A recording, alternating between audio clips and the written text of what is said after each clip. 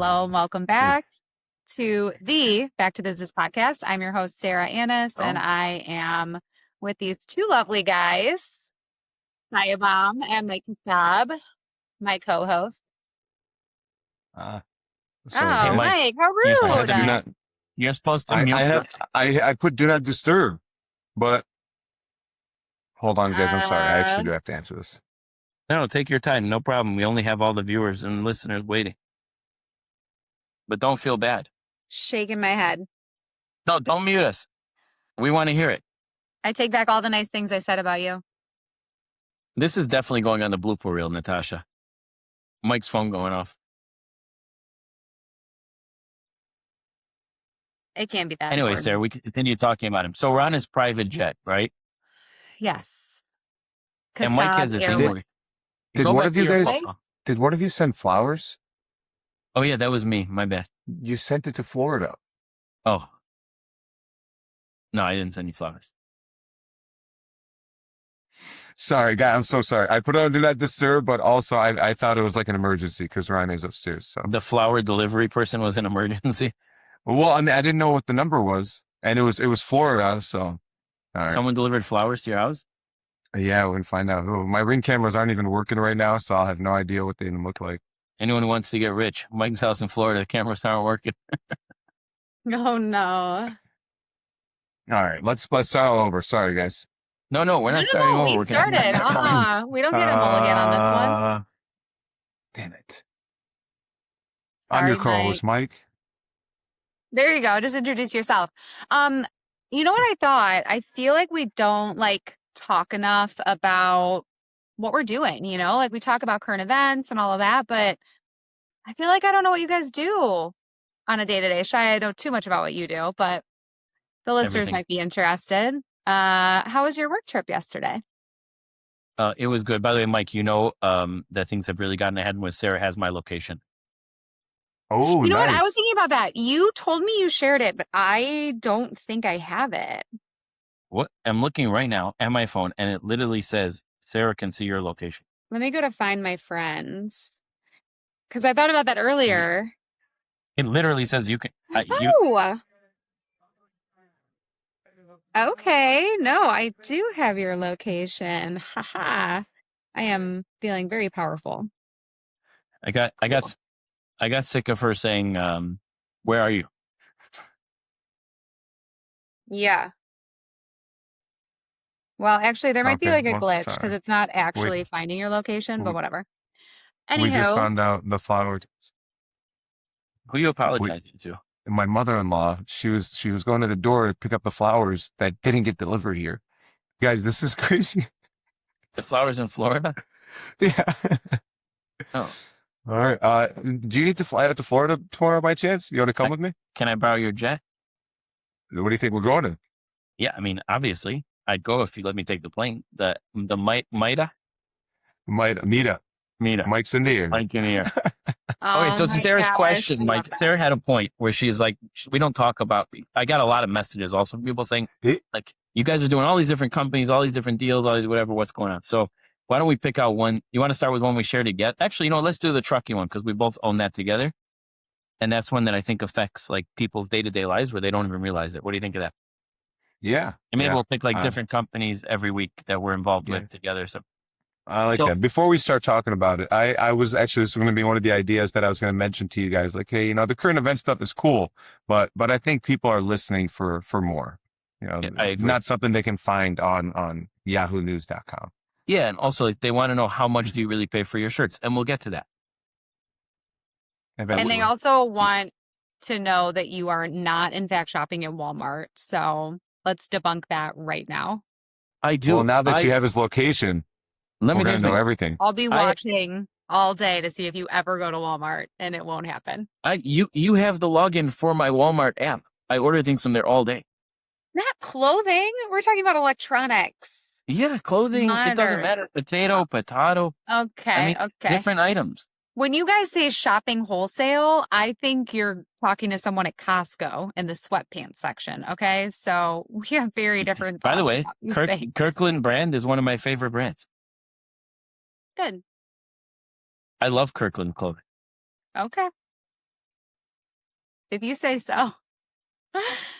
Anyway, back to so Mike and I, for all the listeners who have been messaging and commenting about different business things, since we are back to business, why don't we talk a bit about business? So Mike and I own a trucking company together. We're partners in a trucking company. Actually, Lori is our director of sales, and she was a co-host when Mike took a nap after his private jet had a mechanical issue when he was at the World Cup in the Lori suite. did so good. He was in some suite at the World Cup. Hold on. Okay, I didn't know this because I'm not that involved. Her name is Lori. Yeah. And she runs our trucking company? No, she runs sales. Okay, And but do you know what Lori means? Yeah, like Lori, and you mean like English Lori? Yeah, so it's basically a truck. Yeah. That's amazing. Okay, sorry, guys. So for everyone to know how much I'm Lori, involved if you're in listening, Mike does know you. Don't you listen. Anyway. No, I know Lori. I just, sorry. All right, moving on. So I was there this week, which speaking of which, I win the $200 because I got a picture of the truck, the trailer. On the road driving? Parked on the road, yes. That doesn't count. Doesn't count. Sorry. I have to go hook a tractor up. Can you make this look like it's on the road? I have to have them hook up a tractor, pull it, and then take a photo. You made that stipulation. I'm sorry. Does the advertisement say, "Hey, board in this parking lot," or does it say "board on the road"? It is on the road, just the side of the road.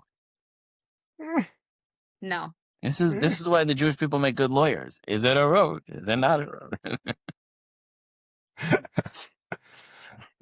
This rabbi says that's two opinions. Oh my God. Anyway, so I think what a lot of people don't realize, Mike, and something we should talk about is, if you look at the side of any highway across America, you have the, I sue big or whatever, all these different, litigation, these lawyers, personal injury lawyers. And what people don't realize is the reason why your food costs so much money is because trucking companies keep getting sued. Not to say that someone who gets hit by a truck obviously needs to be compensated, but people need to realize the effect that has on the bottom line. I'll give you an example. So the reason I was there yesterday was because I'm negotiating our insurance rates. And our insurance keeps going up every single year because they have these massive lawsuits where, the insurance company has to pay hundreds of millions of dollars. And either A, you just put the trucking company out of business and they don't pay it, or B, what happens is the cost has to get passed through. So your insurance goes up so much, you have to charge your customer more. And what ends up happening is the person buying the milk or cheese from the market ends up paying that cost. So what people don't realize is the effect of these lawsuits, even though the signs look good and the lawyers are advertising everywhere, it actually impacts the average consumer the most.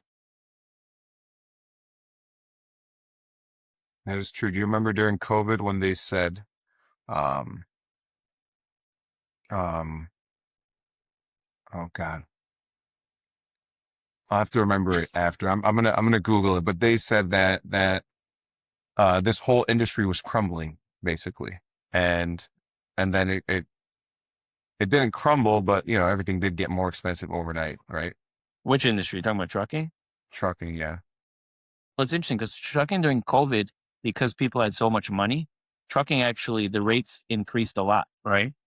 So trucking companies made a lot of money during COVID because everyone had money from the government.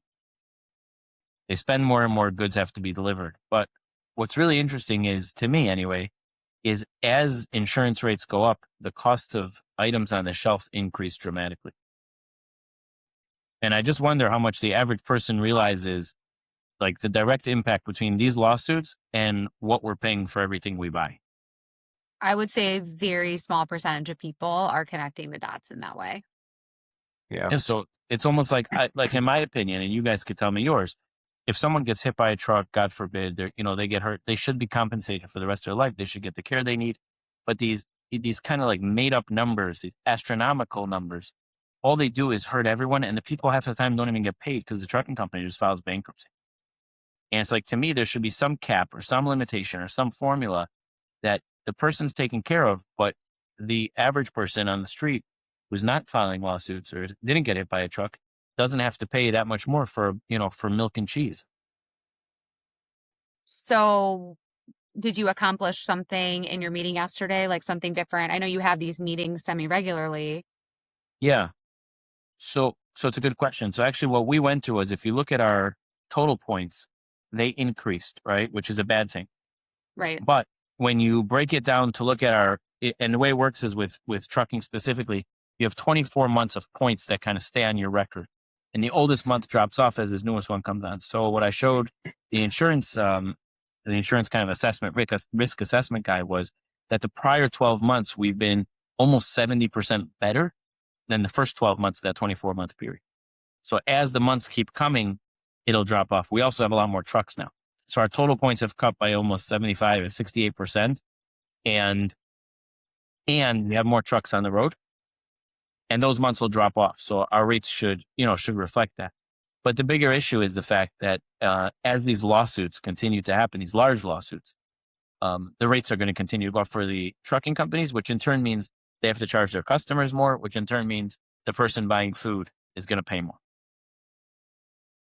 Shai, have you ever watched the show Landman with Billy Bob Thornton? So you would love it.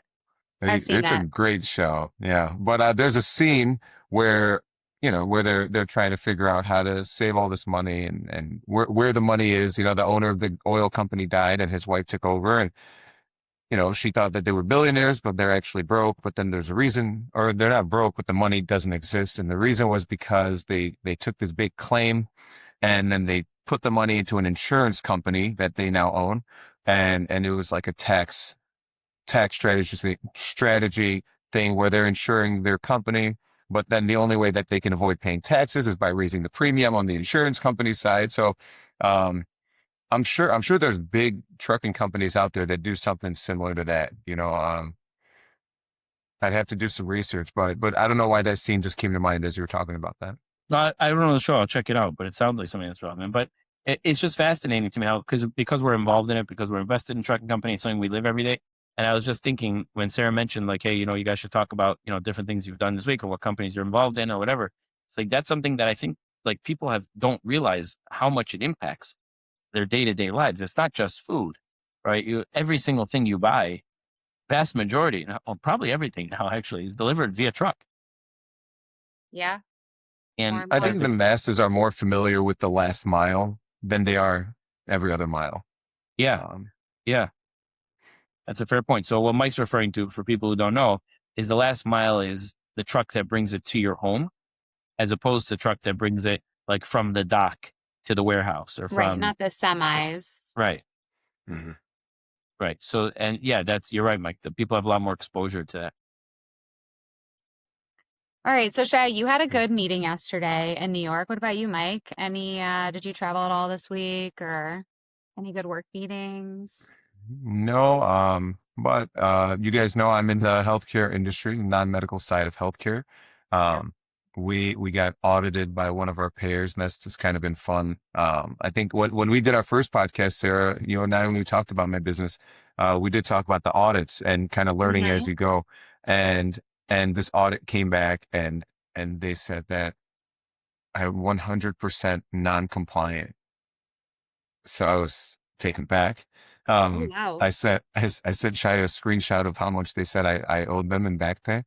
So we've been working the past couple of weeks to resolve that, and it's been a ride. But that's just how it is on this side of things. If you don't know your policies, if you don't know your rights, then they probably would be able to get that money back from you. So back to what Shai was saying about trucking, the cost of everything is going up because of these insurance claims, right?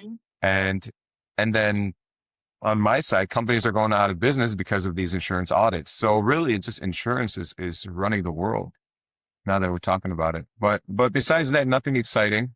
Can I ask a question? Keeping on.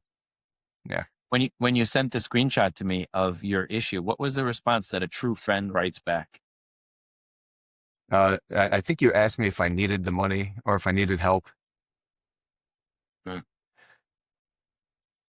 I'm pretty sure that's what it was. Yeah, that was. I said, anything you need, don't worry. We'll get through it. I'll help you. We'll figure it out. I don't think he was expecting me to say, can I borrow X millions of dollars? He could have sold one of the jets on his plane. He could have sold one of the engines on his plane to pay it off if he wanted to. So no. It's okay, Mike. Just own it. Then how would I get discount items in New York? No, you fly on Meta to get your discount items. I completely To me, that makes perfect sense. Mike in the air. I got to work on my I logo. can't tell you how much I love that. Hey, Natasha, can you make Mike a logo for his plane? Yeah, but like the T, I want it to just be me doing this. Okay, you've actually thought about this. I just thought about it. I think that was actually a bad one to use that Oh, representation. yeah. Do that one more time for Wait, can you do it again? Because I missed it. All right. No, Fine. but all right. So we got a nice business world, but Mike, you have some work to do with the audit. Yeah. We'll figure it out. What audit number was this for you? Because I know that you said it does come up a lot. Do you know offhand? It does. I mean, maybe our 20th, at least.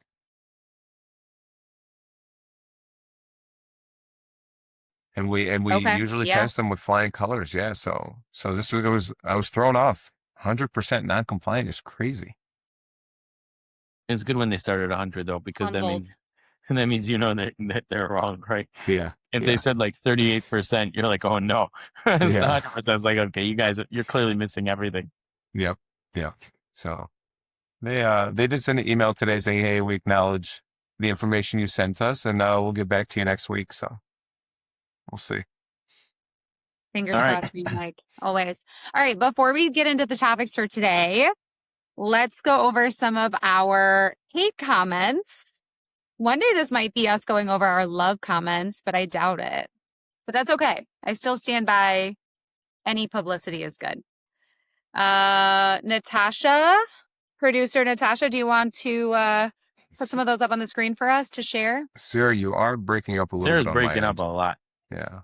Me and Shai are in the same office. I don't know. Lower level employees get worse Wi-Fi signal. That's true. That's all there is to it. All right. Don't you pay the Wi-Fi bill? This is like you wearing Walmart clothing. Anyways, Foxcroft Semiconductor, interesting handle there. Without Pakistan, USA cannot win war. Inshallah. So, okay. And they said it twice. Well, in different ways. Without Pakistan, USA can't win war. USA defeated Afghanistan only because of Pakistan. Inshallah. So they doubled down. Yeah. Foxcroft Semiconductor. Yeah.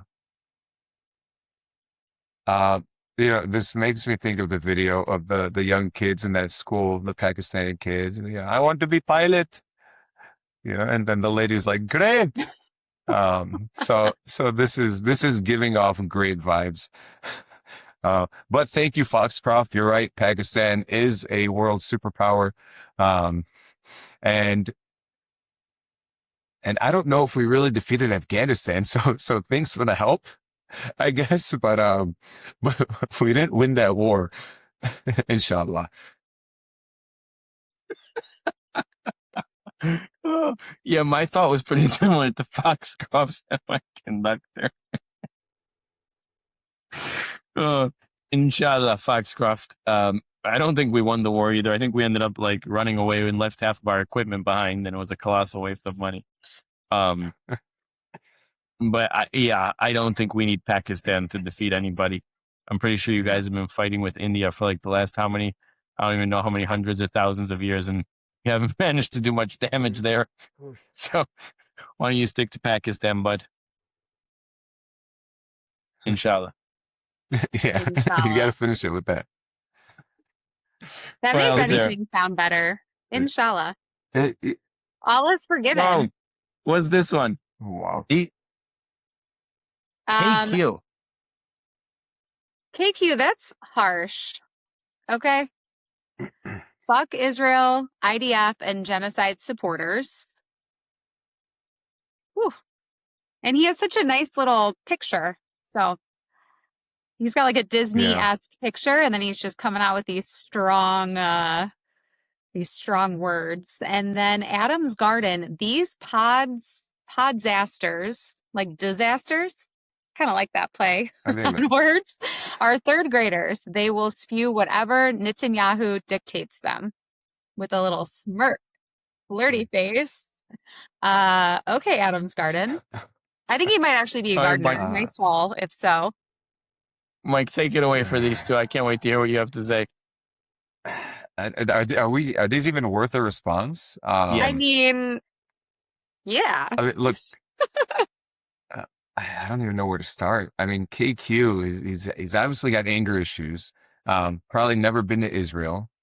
Probably has no idea that the IDF, before they go into a town, they announced, hey, we are going to bomb this area, just so you know. And if you're a civilian, leave.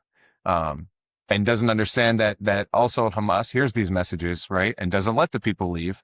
So, and genocide supporters, I mean, you're writing in English, which means that you come from America or some country that speaks English. So, you know, we're not going to argue if there's a genocide over there or not. But if you are speaking English, you're most likely from an English speaking country, which means that you are also a genocide supporter, because that's, you know, those are things that have happened in our history. But if you want to go even deeper, then you must be a slavery supporter, right? So, that's my thoughts on that. KQ, not really worth the time.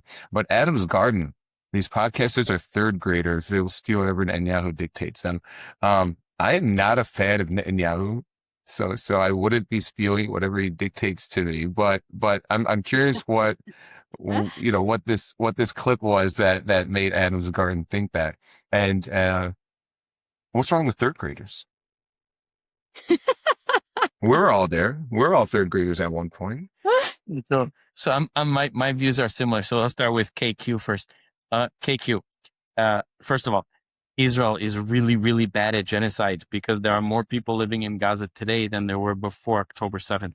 So if we are genocide supporters, we're really supporting the wrong team here. We need to get better at it. Mike, I feel like we need to choose someone better at genocide, like maybe like Bashar al-Assad, who was just convicted of genocide in his own country. So to Mike's point, the IDF dropped leaflets. KQ, I think you should go to Israel and see for yourself that you're being lied to and misled. Although it sounds catchy, what you're saying is just factually incorrect. Can we invite KQ on? I really want to meet some of these idiots. You know what? I was going to say, I feel like KQ, if you're out there, if you're listening, you should go on the next Tents of Two Brothers mission trip because you should go to Israel.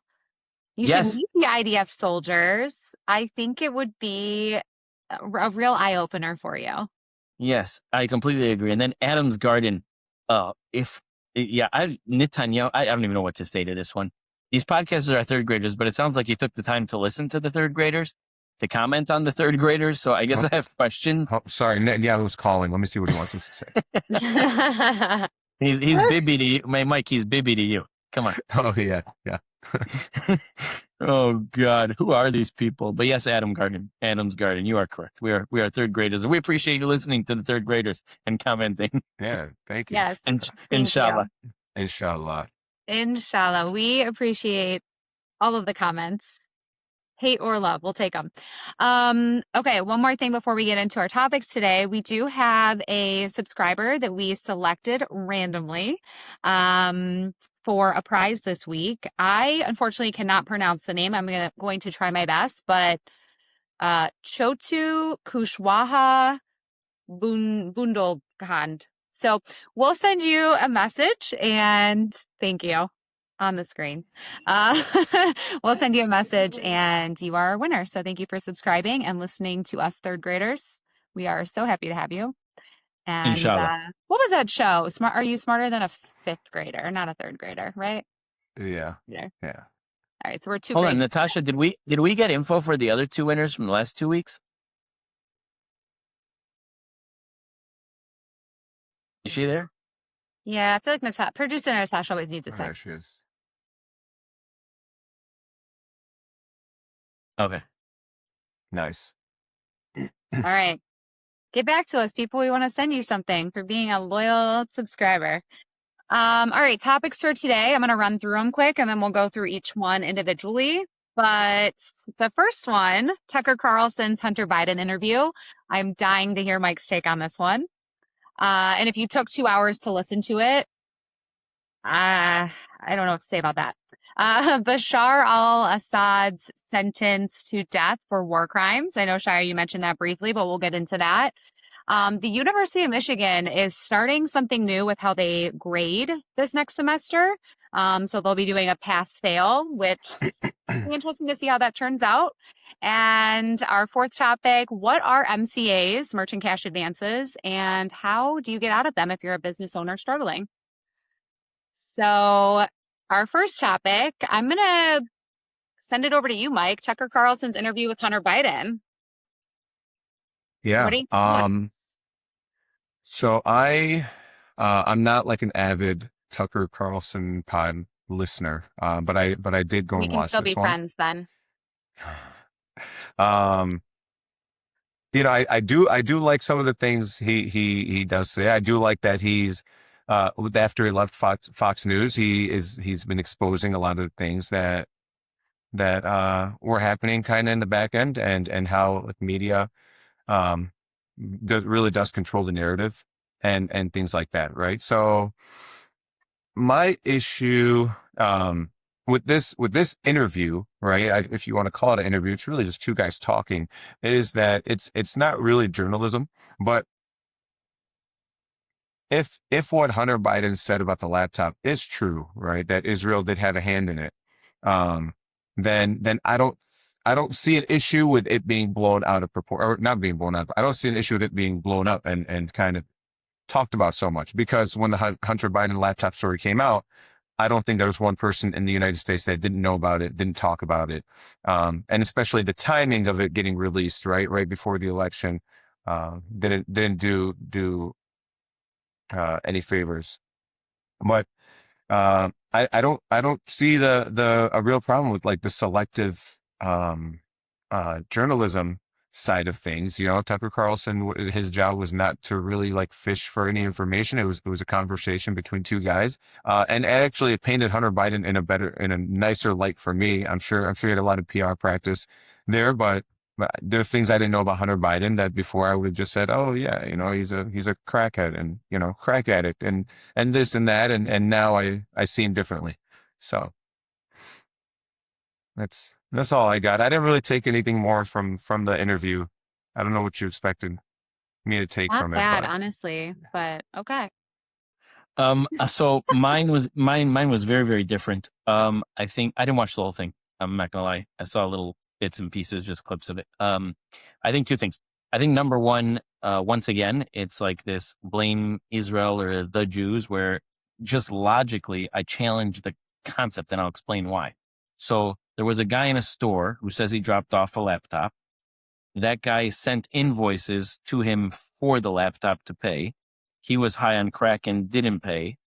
50, I think it was 50 or 70 U.S. Intelligence officers then said it was a Russia misinformation. So I guess where along the line would Israel even fit into this equation, according to the best conspiracy theorists? So Tucker said that when he was at Fox News, that his Israeli contacts that had ties to Netanyahu approached him with this. Yeah, so he said, based on what I said, they said that they approached him not with the laptop, but with information about little kids on the laptop. And Hunter Biden said, no, that part I was never even accused of that. There's no truth to that. There was some truth to the women or whatever, but not the laptop itself. That's what I understood. They were saying that there was some underage stuff. I do remember that, but he shut that down real quickly. But I don't think that was just the information that Tucker is claiming that he was being offered. The person who came out with the laptop was the guy who owns the store. The store's still open. He's still there. Yeah, so what does that have to, like? I guess like this guy announced it publicly. He went to the New York Post. It wasn't just Fox. He went to every media outlet in the world and said, "Who's going to run with the story?" Right. Like the story was broken by the New York Post. That was the whole thing, where Facebook wouldn't share the New York Post. Remember, they shut down their Twitter, right? Yeah. Yeah. Because they had like revenge porn. So I thought it was because they said it was Russian misinformation. I don't know the reason they shut off. Okay, I don't know the reason. But anyway, the point was that this guy, who still works in a computer shop, not Israeli, went to all these different news outlets and said, "Hey, I have this computer with all this stuff on it, right? like that part is not disputable. We all agree he's still there. He's still being interviewed. He was interviewed last week again about it, right? But I think and if you watch the clips like I did, if had I not watched the entire interview, I wouldn't have been able to kind of piece this together. He's saying that there was never a laptop, that this was a hard drive that they had, that they put into a laptop that wasn't his. But the guy said that he brought it in, the guy from the store who's still there. Yeah, Hunter is saying that he did not bring that laptop. So I thought, so maybe I have to watch the whole thing, because I thought what he said was, he just said, I don't think I ever did, but I was high at the time, so I can't be 100% certain. And then the guy from this, but if you read about the guy from the store, Mike, he has proof that he communicated with Hunter Biden, doesn't he? Were there not video cameras in the store? Like, yeah, I'm almost certain the guy from the store showed he had communications with him saying, "How are you picking this up?" And someone check that, because that's where, like, I have this disconnect between, it's so convenient to blame. And by the way, I think they blamed he blamed Russia also. It wasn't just Israel. It was Russia, it was Israel, it was like all these things. But then there's like, what about the guy from the store who literally is still around? Wait, hold on. This is actually, assuming this is correct, John Paul Mac Isaac is the computer repair shop owner. Yeah. He stated that a man identifying himself as Hunter Biden dropped off the laptop in April 2019. However, he was legally blind and could not positively identify him in person. Oh, the guy from the computer store? Yeah. Oh. The Jews. That's with the name like that. Unless that information came from Wikipedia. Oh God. But I guess my overall question is, and this is where, like, I really get lost, is 50 U.S. Like intelligence officers signed the letter saying this is Russia misinformation. Remember? Yeah. So at the time, this is America 2019, and these were not like known to be pro-Israel people, like John Clapper. Like, these were Obama's people, right? They weren't exact. So 50 of them, was it 50 or 70? Do you remember who signed that letter saying, Sarah, can you fact check that? Yeah. How many of them signed that letter saying that it's a Russia, this laptop is not real, it's a Russia misinformation campaign?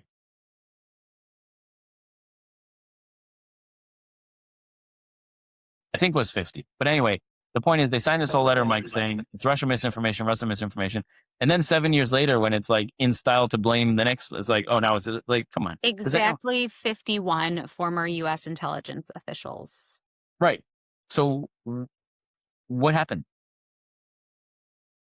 So the KGB at one time was our most feared adversary, you know, like it was the CIA, KGB, and whoever the other ones are. So now I think publicly the Mossad is now looked at as not a threat, but one of the stronger intelligence agencies out there. So anytime something does happen, you know, naturally the best are going to be blamed, right?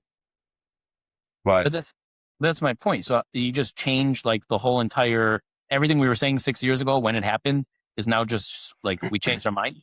But it could have been super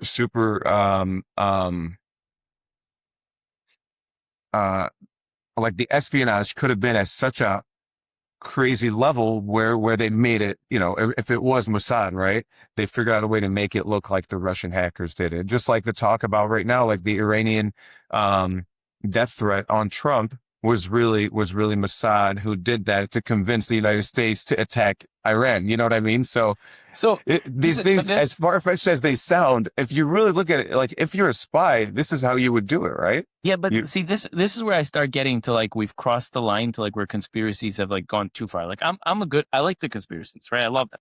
But like you're talking about, you don't think the U.S. has their own intelligence? Like, you think if Israel just showed up and said, hey, someone's trying to kill Trump, and they're just like, oh, okay, we'll take your word for it. Let's hide him on a food truck and switch plane. Like, you don't think they also have, like, the CIA is the most powerful intelligence organization in the world. It's just, in my opinion, people to be like, oh, yeah, they tricked him. Like, what? Have you seen the reports from the CIA and the feds about when Mossad agents and Israeli agents come here and they're like always trying to sneak in something to steal information? They're like, Like, we got to work 10 times harder to stop these guys from coming in with something. But I feel like that's every spy agency, right? But I guess my fundamental issue with Tucker is, you know why Tucker left Fox in the first place? Wasn't it the voting machine scandal? Yeah, the whole Dominion thing. So he was, all his text messages were produced in Discovery, right? So this guy was going on Fox every single night talking about how the voter fraud thing was real and blah, blah, blah, right? But then he literally texted his producer, one of his text messages that came out was, "This software shit is absurd." His other one, "Sidney Powers are lying, by the way. Our viewers are good people and they believe it." He wrote about Trump. "I hate him passionately." Like, all these messages came out. So he's telling all his viewers, vote for Trump, blah, blah, and he's texting all his people how terrible Trump is, how the voting machine is not true. Today he needs clicks and it's Israel with Hunter Biden. It's like, at a certain point, it's like, and I'm not even saying Israel's not involved in something. Like, I have no idea. None of us do. But like, at a certain point, when you just blame them for everything, like, it's like you just believe nothing. Like, I was watching Steven Crowder the other day, and he's like, "Okay, you want to shut down AIPAC? I agree." He's like, "No problem. We shouldn't have AIPAC." But those same people should be against the Qatar lobbying, the Chinese lobbying. Let's just say none of it. But it's like, no, it's this selective, like, Hunter Biden was a crack addict. He openly says that. He did all these crazy things. He took a laptop to a store. The U.S. government spy agencies, 51 of them, signed a letter saying it's Russian misinformation. And 7 years later, it's let's blame the Jews or let's blame Israel. Come on.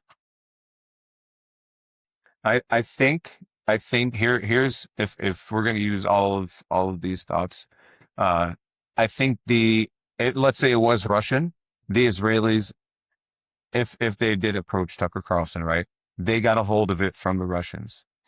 Except right? It was proven not to be the Russians. It was proven to be real. The whole thing was the New York Post proved that it was real. That was the whole thing. Everything in there was real. No, I'm saying Facebook reinstated it, and those 51 intelligence agents that signed that letter, a bunch of them apologized, saying they were fooled that it wasn't Russian information, that it was real.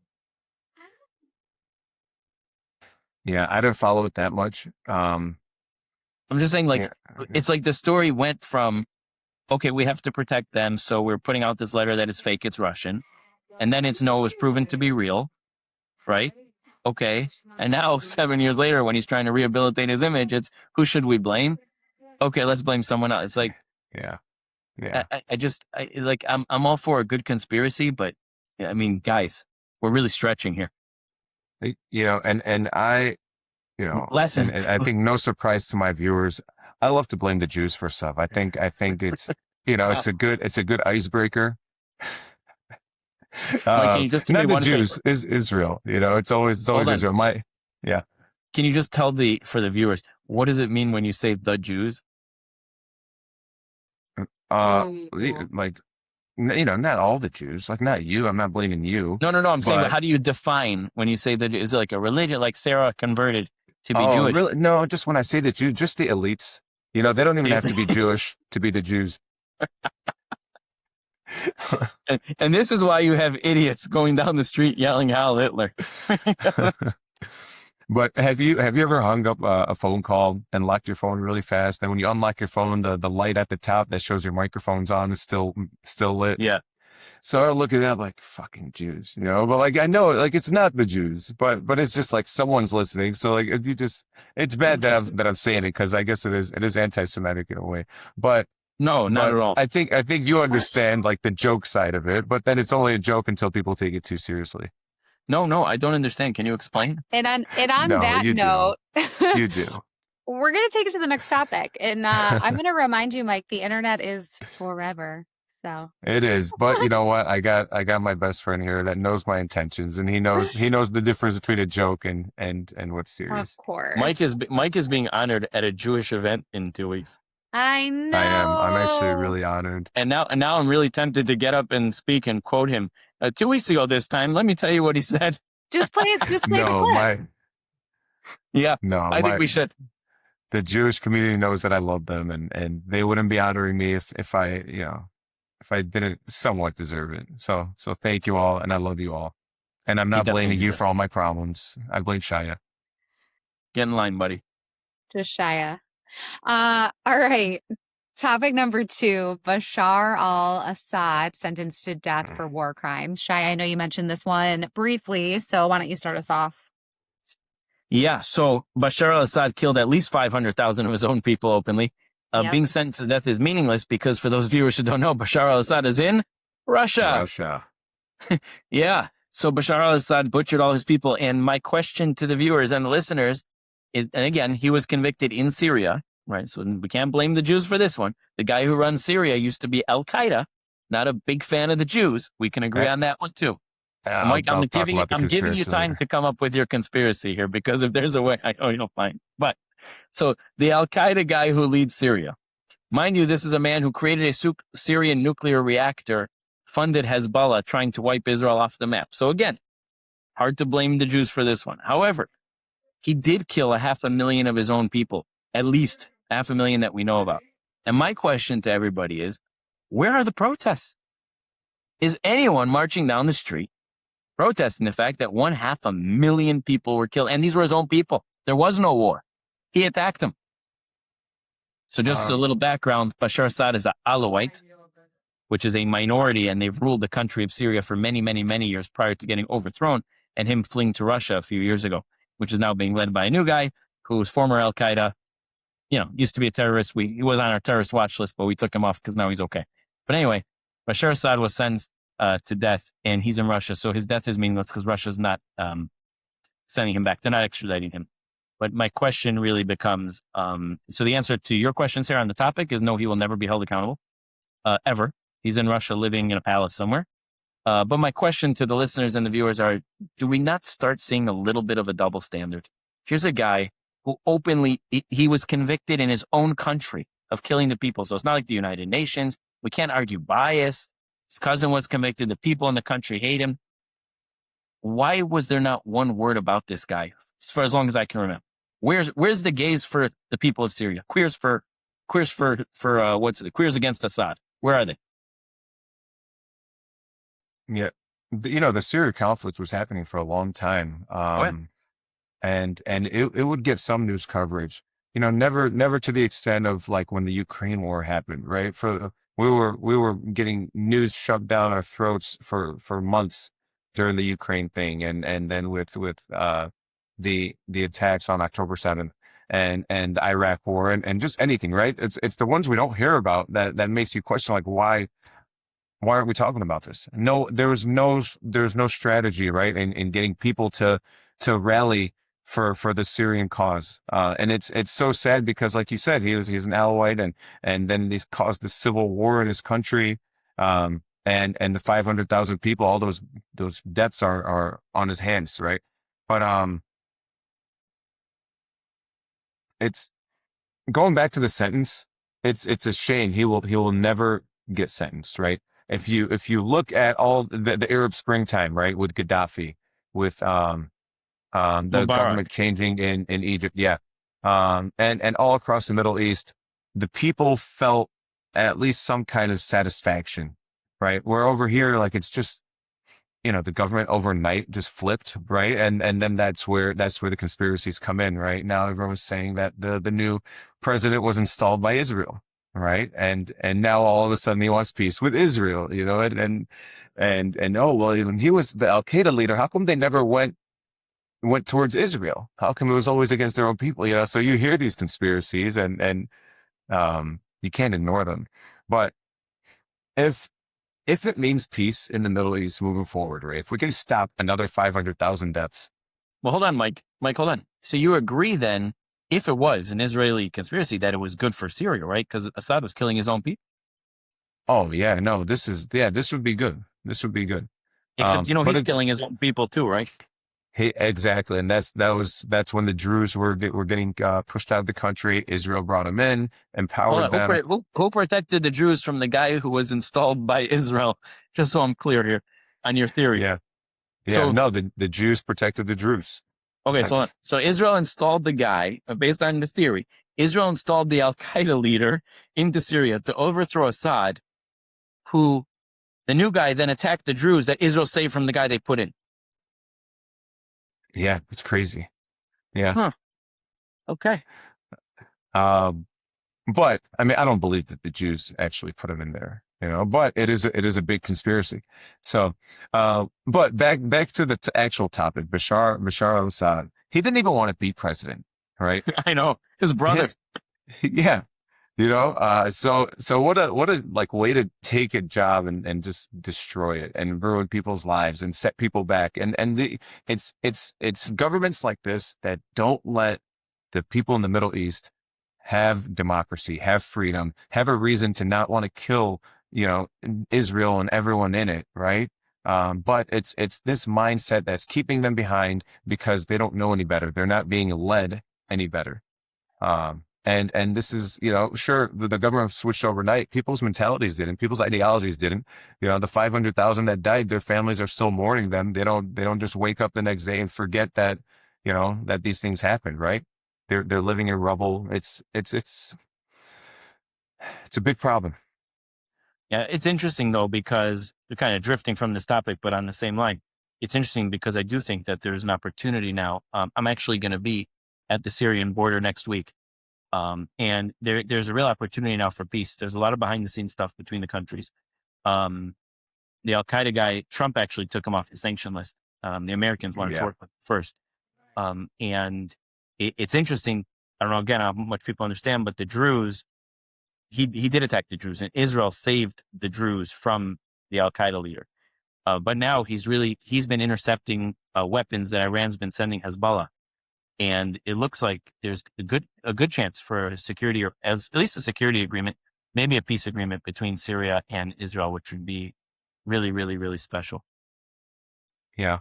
Yeah. And just to go back in history, and I like to mention this kind of stuff to you, the Syrian Jewish community, for as long as they've been out of the country, they still care so deeply about the country, and they make sure that their kids are able to speak Arabic, and New York has a big population of Syrian Jews, and they're almost they're so not loyal, I guess, but like they want that bloodline to stay strong, that a lot of them will not marry outside of the Syrian Jewish community. Mike, that's similar to your community though, isn't it? Like with the Chaldean community. Yeah. Yeah. You don't want to marry outside. Even if there's other Christian minorities from the Middle East, you want to keep it in the Chaldean bloodline.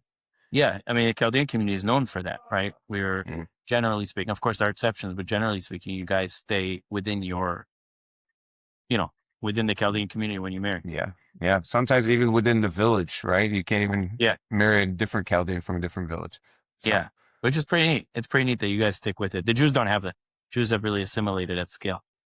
Maybe they've been here a little longer, but I'm saying other than the Orthodox, which maybe is a little different, the religious, but I mean, the vast majority of them are pretty much assimilated, marrying outside the faith.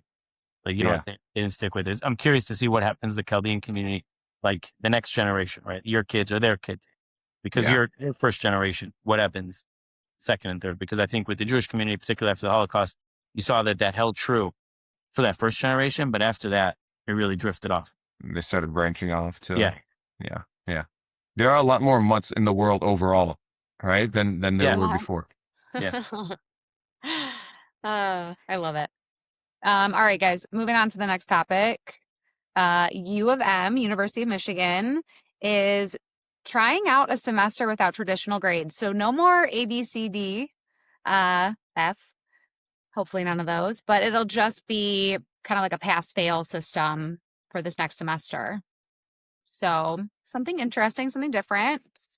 What's your take on that? We'll start with you, Mike. I wish this existed when I was in college, right? Because that first year is so hard. You think you can handle it, right? You take 20 credits. You're like, I got this, and you find out real fast that you don't got it. Yeah. I think it's great for the students that they have this opportunity. I don't think, sure, having for one semester, I think it's okay. I'm not going to go and say everyone's getting too soft and we're lowering our standards, even though I do somewhat feel that. But I remember being that age and, being able to like get your slate wiped clean, or at least know that it's going to get wiped, is pretty empowering, and it might actually work out in their favor. You might notice that there's going to be more pass past students by doing it this way than there was if you did the grading system. So I guess we're gonna have to wait and see.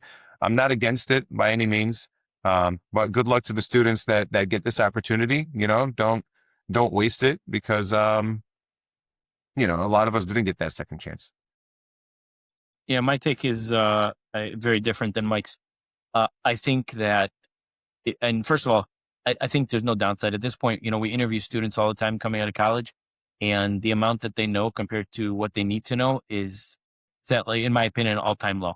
I've been interviewing candidates for 20 years, and people coming out of school without any practical knowledge and in the skill sets that are needed for today's workforce. So if this helps us get there, in my opinion, it can't get worse. I'm at the point now where I don't look at college. If we're hiring someone, Sarah, I've talked to you about this before, I'd much rather someone who worked 2 jobs than went to school. Practically speaking, particularly in our business, I'm not saying every business, but in our business, right? Particularly in our business, the skills that are being taught in college are not translating into the real world.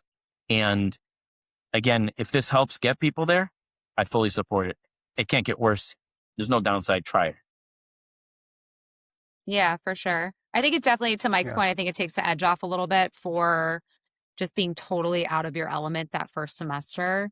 But to Shaya's point, I've interviewed candidates who have higher education degrees who know less than candidates who haven't even graduated college yet and are just hustler mentality. Like, you know, they want to work 7 days a week. They want to do bigger, better, all of that. So it'll be interesting to see how the students respond and how Michigan responds after this. And then if they continue on with it, if it works, if it does great things for the students, or if it's just a complete fail. So we'll have to circle back in January. Well, probably a year, but I'd love to see how it all pans out for them. Yeah.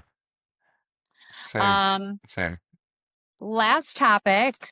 And Shia, we'll let you start off on this one since this is your bread and butter. But MCAs, merchant cash advances. I know it's something a lot of people haven't heard about necessarily, unless you've taken them out, unless you've worked in this space. Like, it's not always common practice or, you know, something that you talk about like we do day in and day out. So you want to tell the listeners a little bit about MCAs and... Yeah, and I'm sorry, I'm just looking at the site because I want to make sure I explain this very, very well because I know in my head it makes sense and it's something that's a little challenging to explain. So yeah. I was searching the best way to explain it. MCA stands for Merchant Cash Advance. And what a merchant cash advance is, allegedly, is they're not alone, they're buying your future sales. So what that means, practically speaking, is say Mike owns a pizza shop and Mike's pizza oven breaks. And in order for him to open the shop the next day, he needs an oven today and he doesn't have money in the bank to buy one. He can go to a merchant cash advance and they're not lending him money, they're buying his future sales. So they're buying allegedly a percentage of the future sales. However, Mike is worried about one thing. I need my pizza shop open tomorrow. What Mike might not consider is he doesn't make enough money to pay back the amount that he borrowed with the absurd interest rate, right? So say he borrows $25,000 for an oven, he may be paying back $50,000 over a 30, 60, 90-day period. But his pizza shop doesn't make $50,000 profit. May make $50,000 gross revenue, sales, but he also has to pay for his dough and his cheese and his employees. So he doesn't make enough to pay it. So what he ends up doing is taking another cash advance to pay the first one. And it's this cycle of violence that companies get into where they're taking from Peter to pay Paul, right? Until there are no more Peters and no more Pauls left. So in essence, it's a necessary product, right? Because some people are stuck in a pinch and banks will take a long time to lend you money. However, people need to understand the cost of the product and can they actually afford to get out of it? Because otherwise, all you're doing is digging yourself a bigger hole. We see businesses in this position every day. I'm shocked at the amount of companies that have them. It's a big challenge to get out of them. But it's very, very, very common for companies to get stuck in the cycle that they cannot get out of. Yeah, it's far too common. And now that the SBA won't pay off the MCAs, they're even more common because people who, so and they're just just stuck between a rock and a hard spot, really. Yeah, just to clarify what you mean by the SBA, so the Small Business Association, which is like it's like a government-backed loan, but you get it's lesser interest rate. For years, they were able to refinance your debt, pay off your cash advance debt. The rules changed where now you cannot pay off cash advance debt with those loans anymore. So really, Winglake is actually the only one that I know about that kind of sits between cash advance and bank financing and SBA loans to save you from these predatory lenders who allegedly are not lenders because they're just buying your future receivables. Michael? Mike, had you heard of MCAs before you met Shia? Just curious. Yeah. So actually, I used to get these calls, and I still get them to this day of people offering me money, right? And I get texts, "Hey, we can get you 200,000 right now. Have you funded by tomorrow?" And I'm like, "Cool, like sounds good." But where do I sign? Yeah. And then they send you over like the term sheet, and you're like, "Oh, okay, like I get it," but anyone can easily fall for this trap. So, and I get these only because I applied for a PPP loan years ago.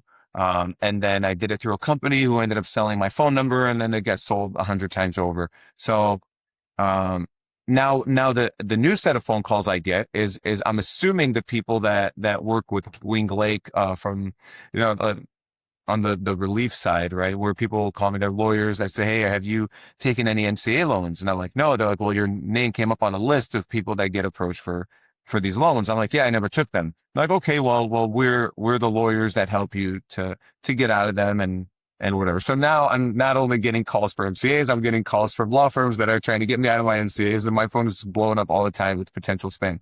But when I first met Shia and he explained this to me, he didn't give me the nice, beautiful, easy Mike's Pizza explanation. Okay. He just like said all these big fancy words, and I'm just like, I can't remember this one to Google it when I get home.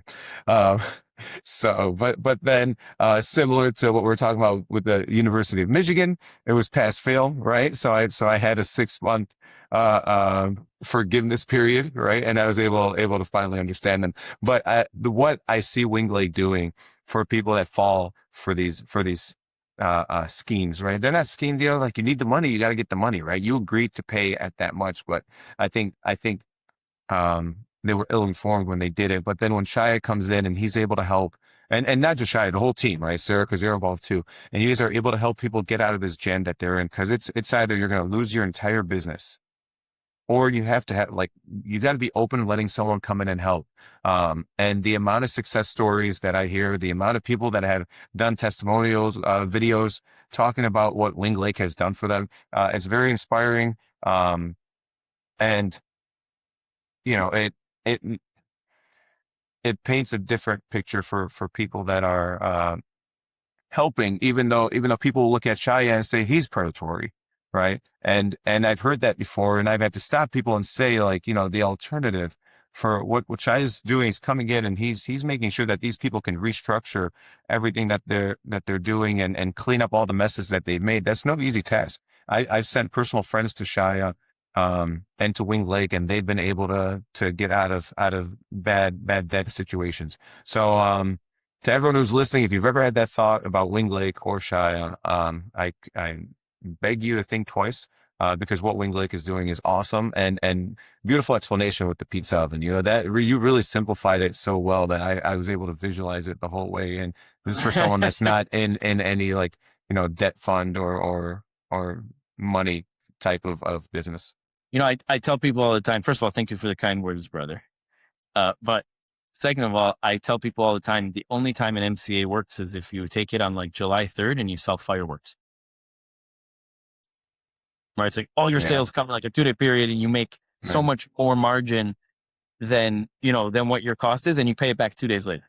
Mm-hmm. Mm-hmm. Like, to me, that's the only time the numbers actually work. But it's tough because people are in a bind. It's like, do I live another day and kick my problem? I know some people know. It's like, I know I'm getting into this problem. What should I do? It's either that or I can't make payroll. I'm done. So it's tough, especially now with banks really tightening up the lending requirements. Companies, especially small businesses, don't have access to capital. Just so you know, Mike, we've launched a second fund called a Capstone Fund, which is less expensive than the Franklin Fund. And it's like just over bank financing rates, or factor rates, or ABL type rates. And it's really focused on companies before they get into that cash advance like cycle that they can't get out of. So they're not, because the reason why, once you get in the cash advance, it's a ton of work. It's really, really hard for us to get you out of it. It's expensive. It's hard. But if you came to us before you get into that, you know, we can make sure you're on the right path without the distress. Yeah, that's awesome. So anyone out there, if you've fallen victim, call Wingblade Capital. Is Sarah, for next week for our topic, also for the company, Mike and I should talk about our marijuana grow facility. Oh, people are gonna love that one. Yeah, I think that would be a good one, Mike. No, we'll see. I gotta, we gotta maybe fly down there and take a look at how things are going, and then we could talk about what we saw. What if we do our pod live from there? I was just gonna say, what about a live stream? Oh God. We can try the product while we stream. Oh my God, Sarah. Just kidding. See, generally speaking, I wouldn't do that, but if it's for the podcast, I mean, you know, you gotta do what God. What has gotten into you guys? For the content. We do it for Isn't there the a fans, podcast where they do listeners. sit down and just like... I'm sure there is one. But no, Mike, that would be, I think, a good one, interesting one to talk about. It's a big space. It's not one that I really knew anything about until I met you. You taught me a lot, or the people around you taught me a lot about it, and I really learned a lot about the space from you and people you introduced me to. I think that would be an interesting one for people to learn about. Yeah, for sure. Because I myself don't understand like the various steps in the process there. It'll be interesting to learn myself. Yeah. Well, all right. Next week, viewers, we're going to be talking about it. We'll talk about it next time. All right. Little cliffhanger. Right. We got anything else? Bye, guys. No. Shout out to Natasha. Natasha.